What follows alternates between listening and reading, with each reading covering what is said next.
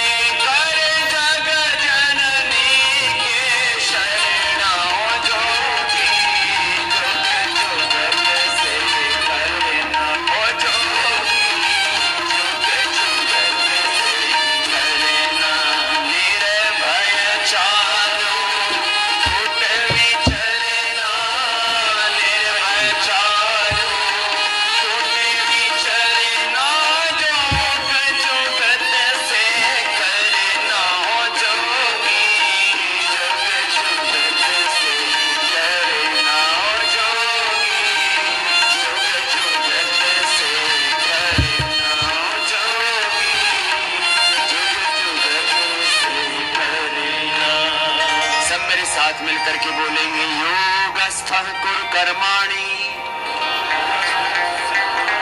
संगम त्यक्त्वा धनंजय। योगस्थः कुरु कर्माणि संगम त्यक्त्वा धनंजय। सिद्ध्य सिद्ध्योः समो भूत्वा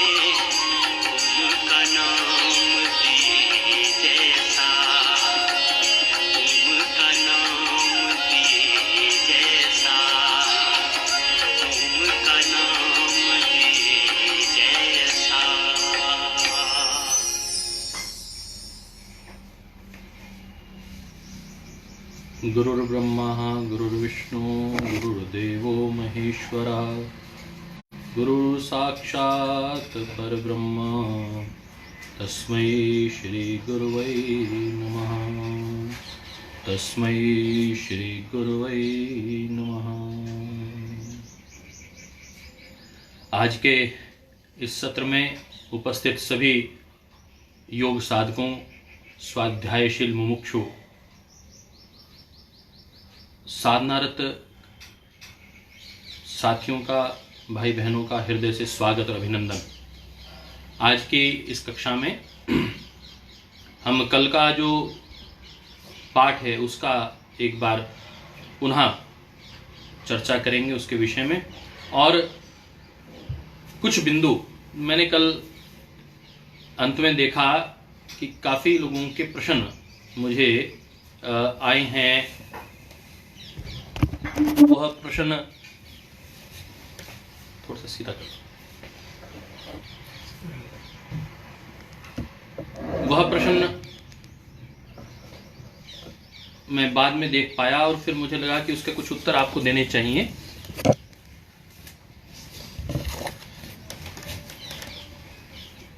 आज कुछ चर्चाएं मैं आपके साथ सामने साझा करूंगा। कल मैंने एक प्रश्न आपको दिया था, वह था नॉलेज और ज्ञान और विवेक में क्या अंतर है। ज्ञान और विवेक में जो मूल रूप से अंतर है वह आप सब लोग अच्छे से समझना चाहेंगे, जानना चाहेंगे। विवेक ख्याति मायने डिसइंटीग्रेशन और ज्ञान मायने नॉलेज। आपने जो पढ़ा, जो स्वाध्याय किया, वह आपके भीतर गहरे से सामान्य रूप से यदि रहा तो वह ज्ञान, यदि गहरे से उतर गया तो वह विवेक। अनुभूत विषय को यदि हम कहें तो वह विवेक है। विवेक ज्ञान आने के बाद व्यक्ति डिसइंटीग्रेट कर पाता है कि whether this path is right और दिस पाथ इज रॉन्ग। यह जो निर्णय लेने की निर्णयात्मक क्षमता है उसे विवेक कहते हैं, विवेक ख्याति। और अपने आप में यह बहुत महत्वपूर्ण विषय है। कल जैसे घी श्रेष्ठ तत्व है, घी का आजकल मैं भी खूब पतंजलि मक्खन का प्रयोग कर रहा हूं। घी और मक्खन का प्रयोग सात्विक साधक करते हैं और वो लाभकारी भी है, परंतु हम देख पा रहे हैं कि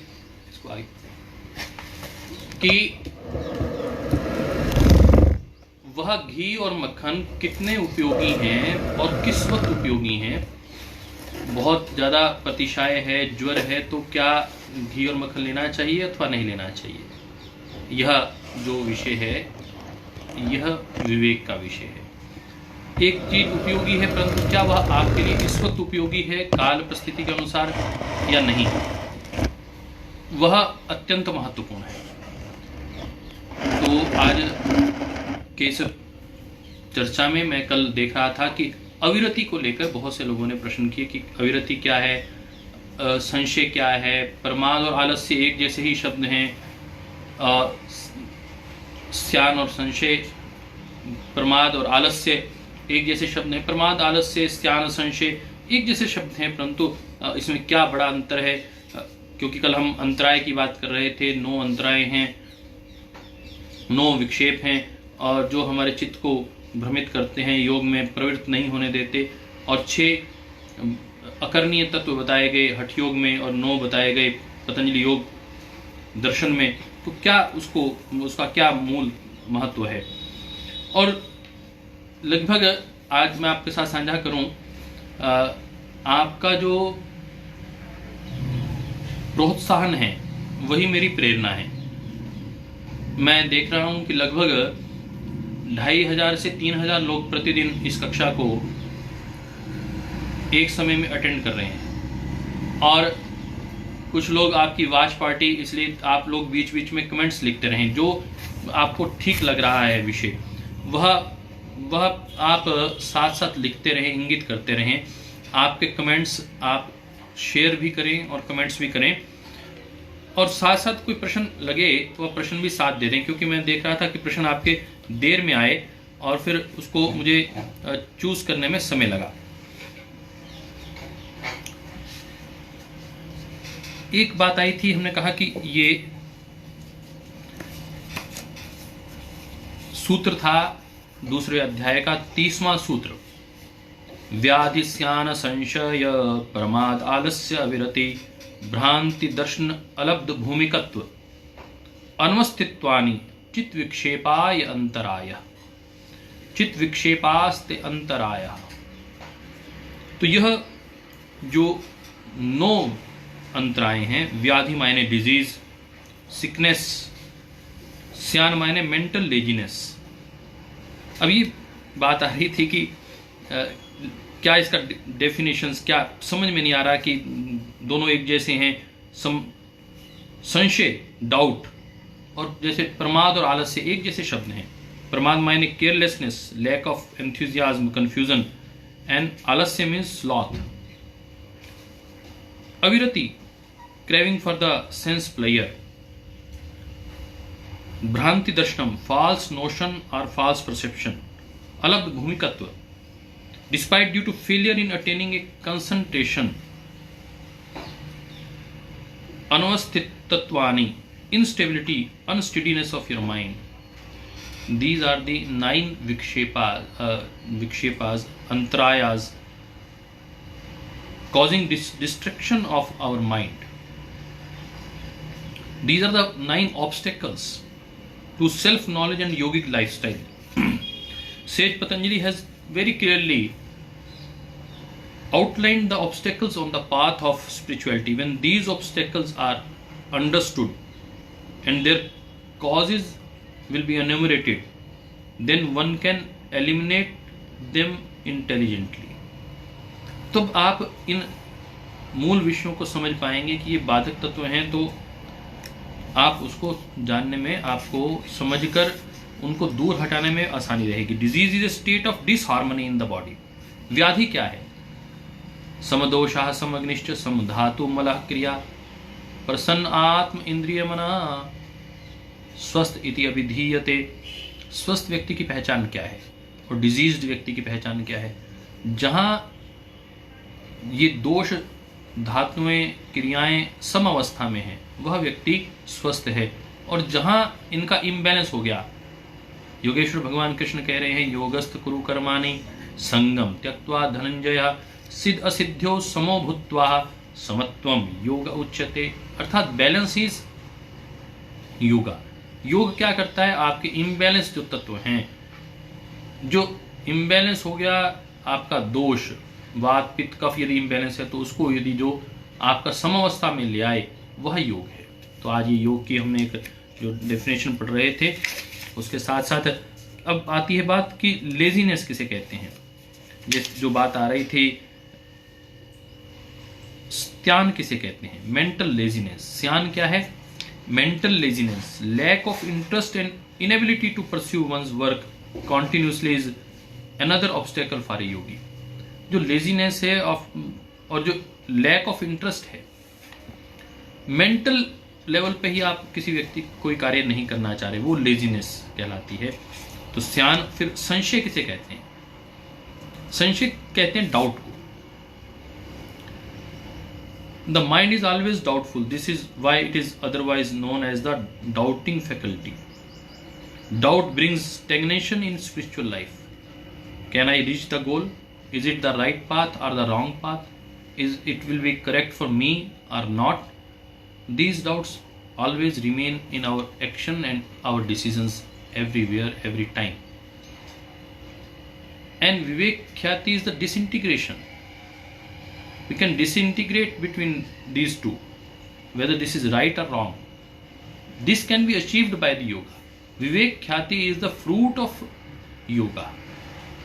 The ultimate goal is to achieve the samadhi, but you have to reach the यदि एकाग्र अवस्था में और निरुद्ध अवस्था में पहुंचना है, तो डिसइंटीग्रेट करके निर्णय लेने की क्षमता आपकी ठीक हो गई और उस निर्णय को आपने आत्मसात कर लिया, तो यह आप अपने लक्ष्य की ओर बढ़ जाएंगे.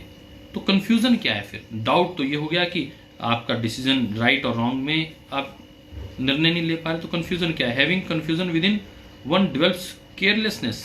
It is the result of a state of lack of interest और लेजीनेस. कंफ्यूजन व्यक्ति की लेजीनेस ही कही जाएगी, मतलब उसका जो केयरलेसनेस इज कॉल्ड कंफ्यूजन. व्यक्ति को पता है, परंतु वह उसके प्रति पूर्ण सजगता के साथ, पूरे समर्पण के साथ उस ओर कार्य नहीं कर पा रहा है, और वो स्टेट जो होती है वह कंफ्यूजन की स्टेट क्रिएट करती है. स्लॉथ, जिसे हम कह रहे थे कि कंफ्यूजन और आलस्य में क्या अंतर है? प्रमाद, फिर आलस्य. प्रमाद है confusion, carelessness, lack of enthusiasm, और आलस्य है sloth. Due to heaviness of the body and restlessness of the mind, one does not have proper interest in pursuing spiritual life. एक व्यक्ति का आलस्य है, मतलब वो उसको हम आलस्य किसे कहेंगे कि यदि व्यक्ति का इंटरेस्ट ही नहीं बन पा रहा, स्पिरिचुअल लाइफ में आगे बढ़ने का, तो वो स्लॉथ कहा जाएगा। दिस इज कॉल्ड आलस्य। व्यक्ति को नॉलेज है कि ये करना चाहिए परंतु फिर भी नहीं करता, वो आलस्य है। और यदि उसको केयरलेसनेस है, वो जानकारी जान लेना नहीं चाहता या ले पाए उस और प्रयास नहीं करता, वो एक तत्व है, दैट इज कॉल्ड कंफ्यूजन, जो हम कह रहे थे कि केयरलेसनेस है उसकी। और अविरति किसे कहते हैं? Craving for the sense pleasure, restraining the mind to be introverted and keeping desires suppressed without proper understanding of why it is being done brings a revolution within। व्यक्ति चाहता है कि अपने मन पर नियंत्रण करना, अपनी वृत्तियों पर नियंत्रण करना, अपनी वासनाओं पर नियंत्रण करना, फिर वह कर नहीं पाता, उसके अंदर एक कलह, अंतर्द्वंद चलता है और वह अंडरस्टैंड नहीं कर सकता, प्रॉपर अंडरस्टैंडिंग, वो क्यों नियंत्रण करना चाहता है। The mind craves player and enjoyment, it wants diversion. व्यक्ति का मन बार बार भटकने का प्रयास करता है। Practising the art of discrimination and detachment. और ये कैसे फिर स्थायित्व होगा? ये स्थायित्व होगा विवेक ख्याति से या वैराग्य से। जब आप अपने सारे विचारों को ध्यान में, साधना में डिसइंटीग्रेट करेंगे और पाएंगे कि ये ठीक है, ये गलत है, ये ठीक है, ये गलत है, और उसके लिए आपको समय चाहिए होगा, और वो समय अपने आप को स्वाध्याय में, डिसइंटीग्रेशन करने में, साधना में आपको मिलेगा और एकांतवास में मिलेगा। और ये सबसे उत्तम समय है इस दृष्टिकोण से, विद प्रॉपर सेल्फ एनालिसिस, अपने अध्ययन के दृष्टिकोण से, helps to overcome this worldly state. यह जो सांसारिक जीवन है, इसमें इस प्रकार के जो बार बार उठने वाले धारणाएं हैं, उनको दूर करने के लिए आपका एकांतवास, आपका सेल्फ एनालिसिस बहुत बड़ा कार्य करता है। फॉल्स परसेप्शन, ये जो एक व्यक्ति की अवधारणा बन जाती है,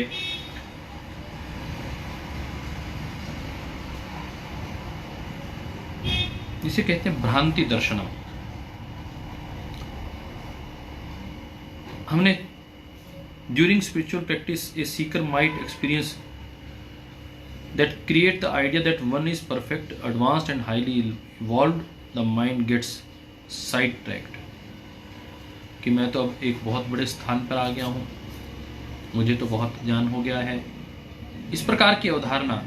और दूसरा व्यक्ति तो ऐसा गलत है, ये कार्य ठीक नहीं है, ये स्वाध्याय, ये पुस्तक ही ठीक नहीं है, ये शास्त्री ठीक नहीं है, ये व्यक्ति तो साधारण सा व्यक्ति है, इससे क्या ज्ञान मिलेगा, ये व्यक्ति तो बहुत विद्वान व्यक्ति है, इसके पास हम जाएंगे कैसे। तो यह जो परसेप्शन, फॉल्स परसेप्शन है, लैक ऑफ कंसंट्रेशन। और लैक ऑफ कंसंट्रेशन कहते हैं हम अलब्ध भूमिकत्व को। आपकी एक स्टेट पर आप पहुंच नहीं पा रहे, आप एक भूमि को प्राप्त करना चाहते हैं। वो कौन सी भूमियां हैं? हम बार बार इस बात की चर्चा कर रहे हैं कि चित्त की 5 भूमियां हैं। कौन कौन सी भूमियां हैं? वो आपके साथ हमने 5 भूमियों की चर्चा की है। क्षिप्त, विक्षिप्त, मूढ़, एकाग्र और निरुद्ध अवस्था। और श्रद्धेय स्वामी जी महाराज कहते हैं कि ये 5 भूमियों में से योग आरंभ ही केवल मात्र तब होता है जब आप एकाग्र अवस्था में, एकाग्र भूमि में आ जाते हैं, अलब्ध भूमिकत्व। परंतु यदि आप उस अवस्था में पहुंच ही नहीं पा रहे, आप अभी भी विक्षिप्त, क्षिप्त और मूढ़ अवस्था में ही हैं, तो आपको योग लाभ नहीं कर पाएगा। आपके भीतर वो लाभ, योग उभर ही नहीं पाएगा। योग का वह वास्तविक लाभ, पूर्ण लाभ नहीं हो पाएगा। हाँ, लाभ तो होगा, थोड़ा बहुत तो लाभ होगा, परंतु जो 100% जो अचीवमेंट आप करना चाह रहे हैं वो स्पिरिचुअल लाइफ में नहीं हो पाएगी जब तक वह अंतराय, वह बाधक तत्व आपके बने हुए हैं। और लैक ऑफ कंसंट्रेशन इसे कहते हैं, एकाग्र अवस्था नहीं प्राप्त होना। इनस्टेबिलिटी एंड अनस्टेडीनेस इसे कहते हैं अनवस्थित तत्वानि। अनवस्थित तत्वानि, instability. Even after achieving some progress, people cannot maintain it regularly in practice, and continuous awareness help want to be stable and steady in spiritual life. आप एक स्तर पर पहुंच भी गए, स्वाध्यायशील होकर आपने समर्पण के साथ पहुंच भी गए एक स्तर पर, परंतु उसे मेंटेन नहीं कर पाए. With his practical insight, Sage Patanjali spoke of these obstacles and also mentioned the path to overcome them.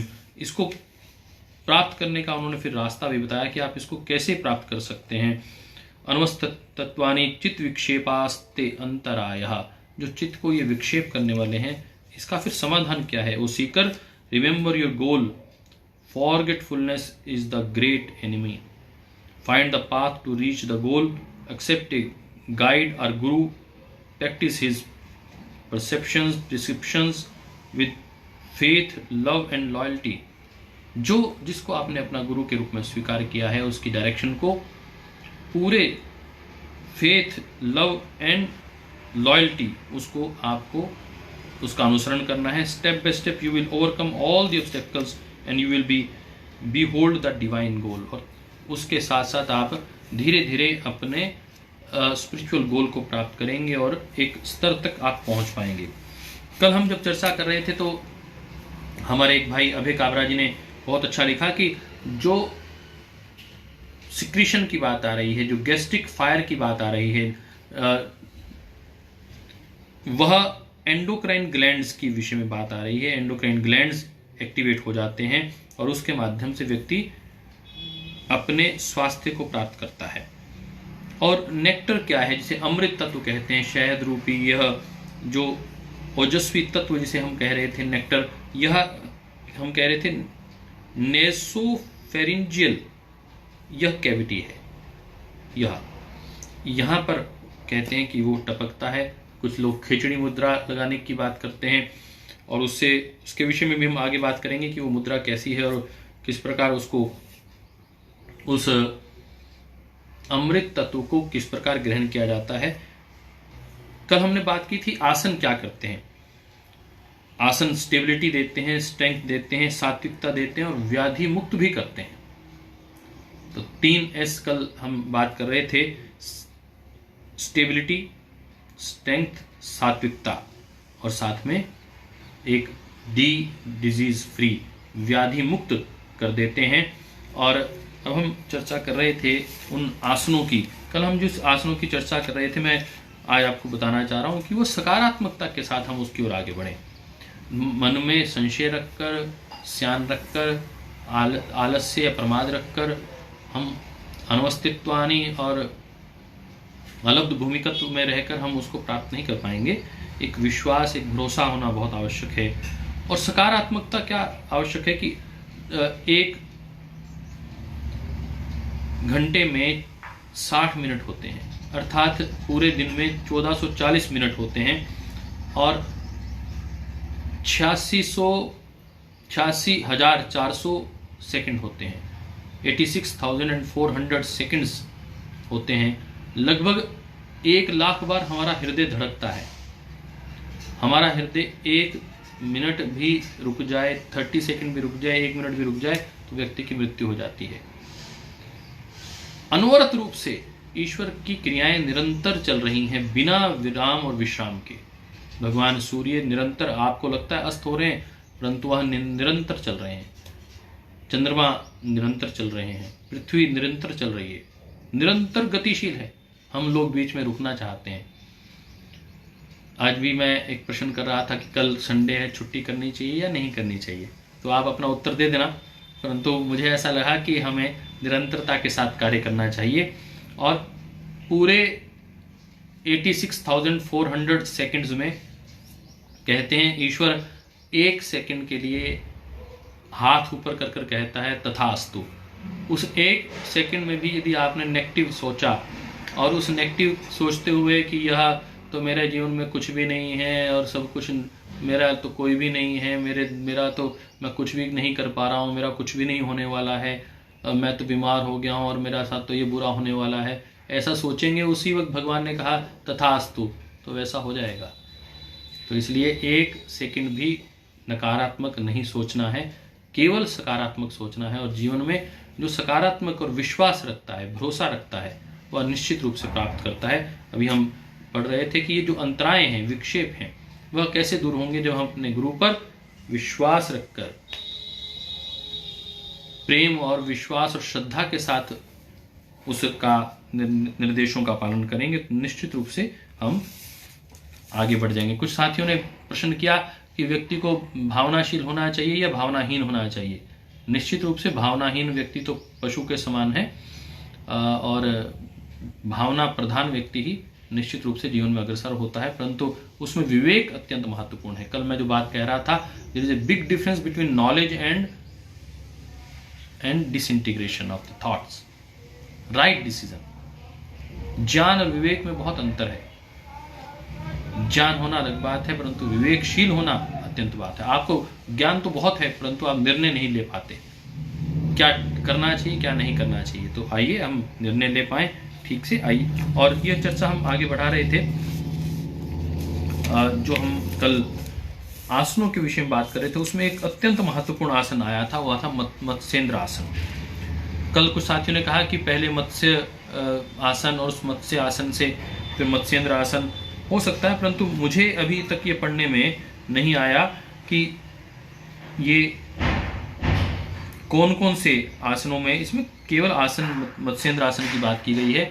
और बहुत से लोग मत्स्येंद्र आसन नहीं कर पाते, उनके लिए अर्ध मत्स्येंद्र आसन, और जो अर्ध मत्स्येंद्र आसन भी नहीं कर पाए उनके लिए परम श्रद्धेय स्वामी जी महाराज वक्रासन की बात करते हैं। वक्रासन मायने आप वक्रासन अपने डायबिटीज के लिए अत्यंत लाभकारी, आपकी पेनक्रियास डिजीज में, आपकी मेटाबॉलिक डिसऑर्डर में अत्यंत लाभकारी। और ये आसन की जब मैं बात कर रहा था तो ये इतना सुंदर इसमें लिखा है, मत्स्येंद्रम पीठम जठर प्रदीप्तम प्रचंड रुग्ण मंडल खंडनास्त्रम अभ्यास्तः कुंडली प्रबोधम चंद्र स्थिरत्वम च ददाति पुंसाम। इतना सुंदर इसमें लिखा है कि मत्स्येंद्र पीठम जठर प्रदीप्तम, यह आसन करने वाले की जठराग्नि प्रदीप्त हो जाती है। प्रचंड रुग्ण मंडलम, जो रुग्ण मंडल है मतलब ग्रुप ऑफ डिजीज है, वो यदि प्रचंड अवस्था में भी हो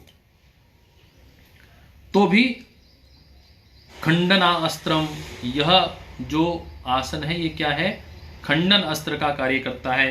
अभ्यासतः कुंडली प्रबोधम, और निरंतर यदि इसका अभ्यास किया जाए तो कुंडली प्रबोधम, तो इससे कुंडली भी जागृत हो जाती है। चंद्र स्थिरतमम च ददाति पुंसाम, और इससे जो अमृत तत्व है वह चंद्र स्तर से स्थिरता के साथ, वह चंद्र से निकलने वाला नेक्टर अमृत तत्व आपके ग्रीवा स्तर पर आकर वह स्थिर हो जाता है। तो कल हम बात कर रहे थे स्टेबिलिटी ऑफ नेक्टर। ये मेरे लिए भी बड़ा नया विषय है, आप लोगों ने भी, मैंने इसको पहले नहीं पढ़ा था कि कुंभक लगाने का और यहाँ पर गर्दन में रोकने का, अभी इसको और गहरे से समझेंगे, पढ़ेंगे, आगे इसका उत्तर मिलेगा आप लोगों को भी कि किस प्रकार भगवान शिव ने गर्दन में विष को धारण किया, अर्थात यहाँ पहले कहीं ना कुछ धारण करने की स्थिति है। हम सब लोगों ने समझा कि जब देवताओं और राक्षसों में युद्ध हुआ, वहाँ अमृत कलश निकला, देवताओं ने उसको पिया, परंतु जो विष निकला उसे भगवान शिव ने अपने गर्दन में धारण किया, तभी उसे नीलकंठ कहा जाता है। हमारे यहाँ हरिद्वार में ऋषिकेश के ऊपर नीलकंठ नाम का स्थान है, वहाँ बहुत धार्मिक लोग आते हैं नीलकंठ की पूजा करने के लिए। तो हम बात कर रहे थे कि कंठ में कोई स्थान अवश्य है जहाँ पर अमृत को भी रखा जाता है। ये मंत्र इस दृष्टिकोण से इंगित करता है। और हम कल बात कर रहे थे ये कि स्पेशल नोट थोड़ा सा मुझे इस मत्स्येंद्र आसन पर आपके साथ चर्चा करनी थी। फिर मैंने जब इसको और गहरे से पढ़ा तो इसमें it is placed on the ground with heel touching the thigh joint. ये दोनों और हील्स रखकर किस प्रकार इसको मत्स्येंद्र आसन किया जाता है। बहुत कठिन आसन मैंने कल भी आपको दिखाया था, जो दिखाया था वो मुझे तो अर्ध मत्स्येंद्र आसन ज्यादा दिखाई पड़ा।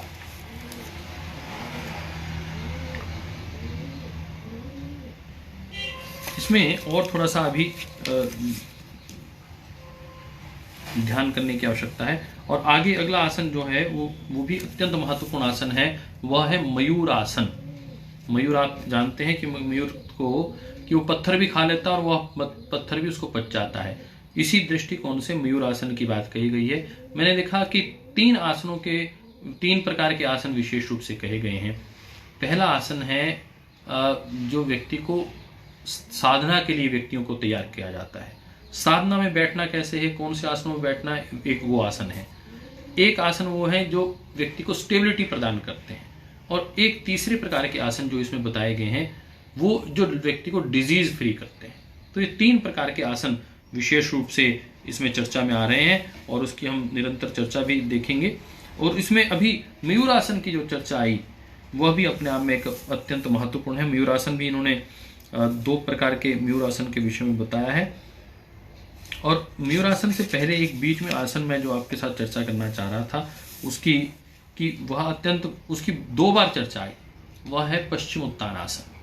पश्चिमोत्तानासन में आप देखते हैं कि दोनों हाथ आगे कर कर पाँव के अंगूठों को पकड़ना और अपने सिर को उन घुटनों के बीच में लगाना। प्रसाराय पादो भुवि दंडरूपो दोर्भ्याम पदाग्रह द्वितीयम गृहीत्वा जानो पूर्यंतस्त ललाट देशो वसेदिदम पश्चिमात् उत्तानमाहु। इस आसन को पश्चिमोत्तान कहते हैं, अर्थात प्रसाराय पादो भुवि दंड रूपः, दंड रूप में लंबे अपने पांव को फैला दें।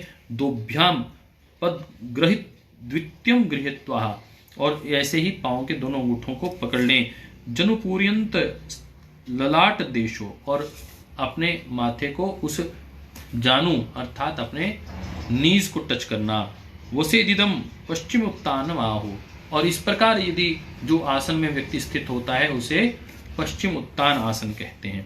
मैं पिछले दिनों एक स्पाइनल डॉक्टर के पास बैठा था। मैंने कहा, उन्होंने हमारी चर्चा हो रही थी कि बैक एक में स्पाइनल यदि कोई समस्या आ जाए तो कौन सा आसन करना चाहिए। तो मैंने उन्हें कहा कि योग में हमारे तो हम ज़्यादा करके भुजंग आसन की बात करते हैं, मरकट आसन की बात करते हैं। उन्होंने कहा मरकट आसन तो ठीक है, परंतु भुजंग आसन में आप स्पाइन के इन बिटवीन जो स्पेस है उसको कम कर देते हैं उल्टा।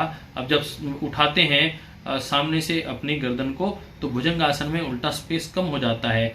हम तो यहाँ व्यक्ति को भार लगाकर उसे क्या कहते हैं, ट्रैक्शन कहते हैं। उस ट्रैक्शन के माध्यम से स्पाइन के in between the spine space को बढ़ाने का काम करते हैं।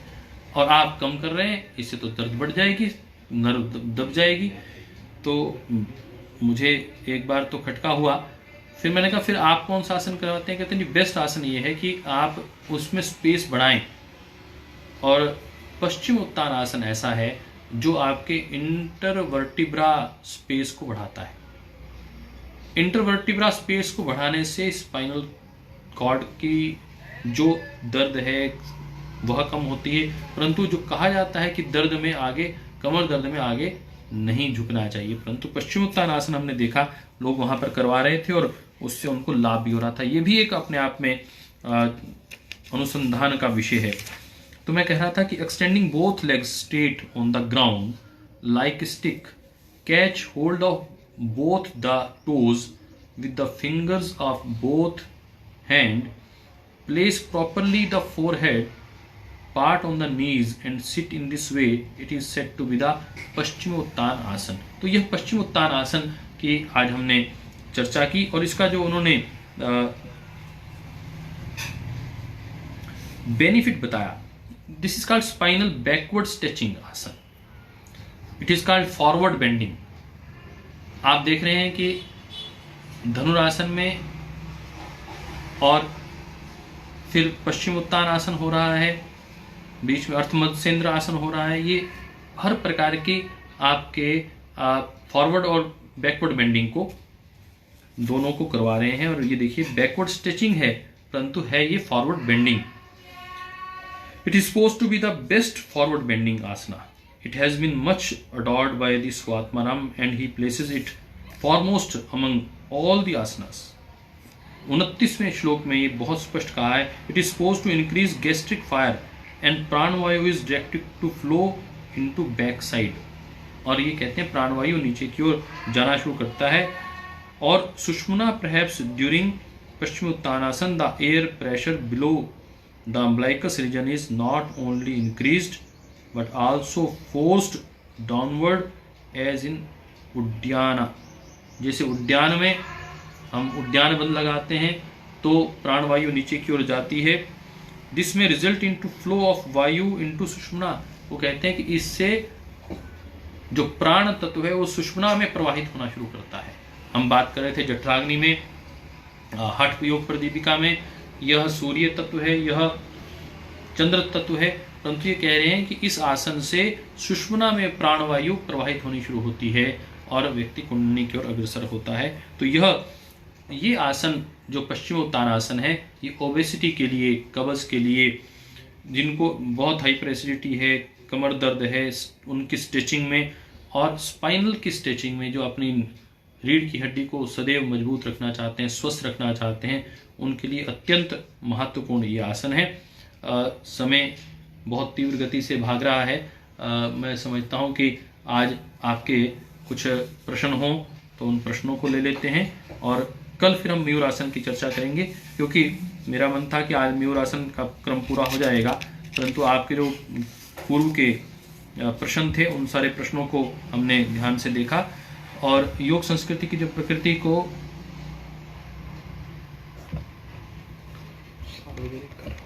हमारे भाई संजीव देव जी कह रहे हैं कि आप इसको मॉडर्न वे से पढ़ा रहे हैं, ये बहुत अच्छा लग रहा है। उनका मैं हृदय से आभार ज्ञापित करता हूँ। और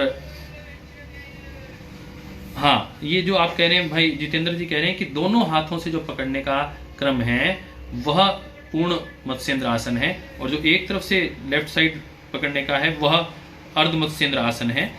और सविता बहन ने कल प्रश्न किया था कि अविरति के विषय में, मैंने इसलिए अविरति के विषय में आज आपको बताया। और अभिजीत बोस जी कह रहे हैं कि घृण संहिता में इसे मत्स्येंद्र आसन कहते हैं। निश्चित रूप से ये मत्स्येंद्र आसन ही है।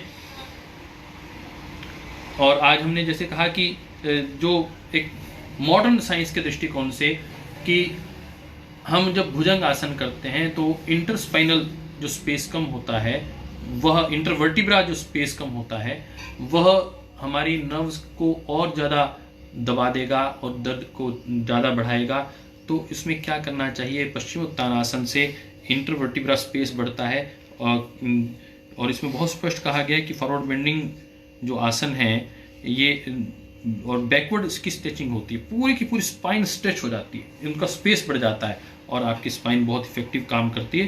तो पश्चिम उत्तानासन और मत्स्येंद्र आसन आप सब लोग करें अच्छे, और लक्ष्य एक ही है कि शरीर को साध कर मन को साधना। भाई महेंद्र परमार जी कह रहे हैं कि वर्तमान परिस्थिति को देखते हुए मन बहुत ही विचलित हो रहा है। तो यदि मन विचलित हो रहा है तो मैंने अभी कहा एक भी क्षण नेगेटिव नहीं सोचना है। आपके 86,400 सेकंड है पूरे दिन में, 1 लाख बार दिल धड़कता है। 1 सेकंड में एक बार भी आपको नकारात्मक नहीं सोचना है। और सकारात्मक सोचने के लिए आपको स्वाध्याय करना पड़ेगा, कीर्तन करना पड़ेगा, यज्ञ करना पड़ेगा और एकांत में अपने विचारों का अध्ययन करना पड़ेगा। मैं समझता हूँ कि हमारे जीवन में ऐसा एक ऐसा अवसर शायद हमारे पूर्वजों के किसी जीवन में भी ऐसा अवसर नहीं आया होगा। देखो, युद्ध के क्षेत्र में कई बार ऐसा होता, नहीं तो हमें युद्ध में जाना पड़ता। ये युद्ध घर बैठ कर लड़ा जा रहा है। ये एक नया प्रकार का युद्ध है जहां हम घर बैठकर आत्मचिंतन करते हुए अपने परिवार और अपने जीवन को अग्रसर कर सकते हैं। रमेश सिंह जी कैसे कह रहे हैं कि प्रमाद से कैसे दूर रह सकते हैं। मैंने अभी प्रमाद और आलस्य की परिभाषा की, अननोइंगली और नोइंगली। आलस्य है यदि नोइंगली आपको पता है और उसके बावजूद आपका इंटरेस्ट नहीं बन पा रहा, ये करना चाहिए उसके बावजूद आप नहीं कर रहे, दैट इज कॉल्ड आलस्य। प्रमाद आपको जानकारी ही नहीं है और फिर आप अनुष्ठान को पूरा नहीं कर पा रहे, वो एक विषय है। प्रमाद ना हो, इसीलिए हम आपसे निवेदन कर रहे हैं। ये कक्षा इसीलिए दृष्टिकोण से है कि प्रमाद, आलस्य, स्यान और संशय यह दूर हो हमारे जीवन में और ये अंतराय हम धीरे धीरे कम कर पाएं। एक दिन में नहीं होगा, उसके लिए डिटैचमेंट चाहिए होगी, वैराग्य चाहिए होगा और एक प्रैक्टिस चाहिए होगी। Detachment and practice both are required for a yogi. तो ये दोनों तत्व आप धीरे धीरे कुछ चीज़ों को अपने से दूर करना पड़ेगा और जिनको आप अत्यंत प्रिय मानते हैं उनको दूर करना पड़ेगा। जैसे आपका टीवी, जैसे आपका मोबाइल, उसको थोड़ा थोड़ा उसका समय कम करिए और स्वाध्याय में लगाइए, ऐसा अनुरोध करते हुए। और कल फिर हम मिलेंगे, कोई छुट्टी नहीं। जैसे भगवान का सारा प्रकृति निरंतरता के साथ काम करती है। आपका हृदय प्रतिदिन 1,00,000 बार धड़कता है और आप उसे 1 मिनट का विश्राम देने के लिए तैयार नहीं है। वैसे ही आपकी प्रकृति, ये पृथ्वी निरंतर चल रही है, सूर्य निरंतर चल रहा है, इसलिए आपको भी निरंतर चलना है, रुकना नहीं है, आराम नहीं, विश्राम नहीं, अभी नहीं तो कभी नहीं। आइए, और आपके प्रश्नों के लिए आपका आभार। फिर कल लेंगे आपके प्रश्न। जिनको कमर की कोई प्रॉब्लम है तो फिर उसे पश्चिम उत्तान आसन करके देख सकते हैं। हाँ, बिल्कुल प्रयास करिए, मुझे लगता है उसमें लाभ होगा, क्योंकि इंटरवर्टिब्रल साइंस के दृष्टिकोण से इंटरवर्टिब्रल स्पेस बढ़ रहा है तो उनको लाभ होना ही चाहिए। और यदि कमर दर्द है तो मरकट आसन अवश्य करवाइए, मरकट आसन उसमें लाभ करेगा और शलभासन उसमें लाभ करेगा। इतना कहते हुए मैंने कहा कि हर रोज 2,500-3 हज़ार लोग प्रतिदिन इस कक्षा में जुड़ रहे हैं, उन सब साधकों का हृदय से आभार ज्ञापित करते हुए आइए, कोरोना के साथ कोरोना का निदान होगा। कल 5 तारीख को प्रधानमंत्री जी ने कहा है हमें 9 मिनट के लिए दिए जलाने हैं। यदि हम सब लोग 9 मिनट के लिए सामूहिक प्रार्थना भी कर पाएं, सबके मंगल के लिए ओम का उच्चारण कर पाएं, तो अत्यंत लाभकारी रहेगा। ये सुझाव आपको कैसा लगा? यदि आपको ये सुझाव ठीक लगा तो आप अपना वीडियो डालकर इस व्हाट्सएप मैसेज के माध्यम से लोगों तक पहुंचाएं। और आपको ये सुझाव यदि अच्छा लगा तो तुरंत अपना एक कमेंट इसमें अवश्य डालें इस लाइव वीडियो पर। तो उसके बाद हम निर्णय लेकर इसको कोशिश करेंगे अन्य लोगों तक पहुंचाने की।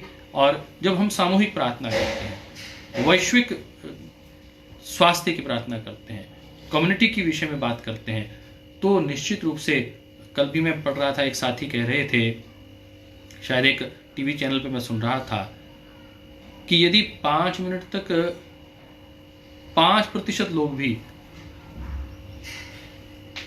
प्रे करते हैं, उनका इम्पैक्ट 95% लोगों पर होता है। और यदि हम सब लोगों ने मिलकर इस प्रार्थना के कार्य को बढ़ाया, दिए तो जलाना उचित है ही, यदि इसको हमने साधना के साथ जोड़ दिया, ध्यान और प्रार्थना के साथ जोड़ दिया, तो मुझे लगता है इसका बहुत दूरगामी परिणाम आएगा, सबके जीवन में मंगल होगा। आइए, अब हम समष्टि के लिए जो लोग कोरोना से पीड़ित हैं, करुणा रखते हुए उनके जीवन में भी मंगल हो, ऐसी ईश्वर से प्रार्थना करते हुए लंबा गहरा श्वास, ओम की ध्वनि,